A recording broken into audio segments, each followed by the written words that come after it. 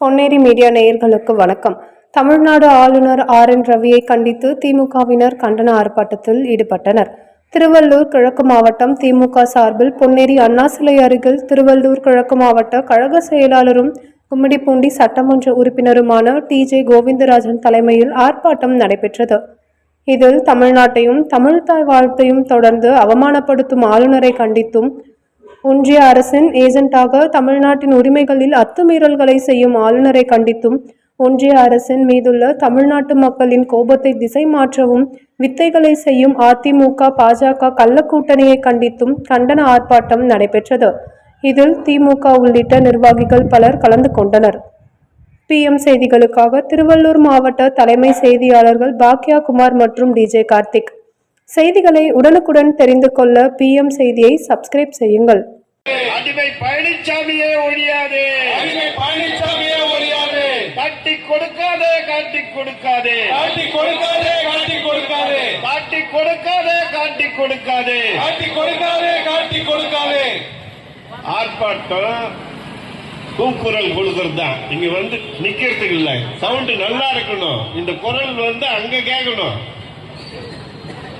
காட்டி கொடுக்க பலிக்காதே, பலிக்காதே, பலிக்காதே, பலிக்காதே, பலிக்காதே, பலிக்காதே. பாஜகவின் திட்டம் பலிக்காதே, பாஜக திட்டம் பலிக்காதே, பாஜகவின் திட்டம் பலிக்காதே, மோடியின் திட்டம் பலிக்காதே.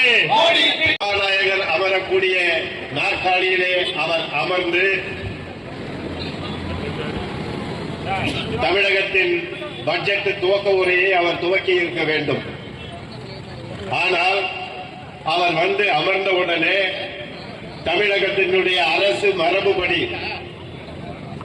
என்றைக்கு மக்களால் தேர்ந்தெடுக்கப்பட்ட ஆட்சி நடந்து சட்டமன்ற உறுப்பினர்களை நாமெல்லாம் தேர்வு செய்து அதன் அடிப்படையிலே அமைச்சர்களை உருவாக்கி முதலமைச்சரை உருவாக்கி சட்டமன்றம் நடைபெறுகிறது. சட்டமன்றம் ஆரம்பித்த காலத்தில் இருந்து இந்நாள் வரை நம்முடைய சட்டமன்றத்தினுடைய மரபு தமிழ்தாய் வாழ்த்து இசைக்கப்படும்.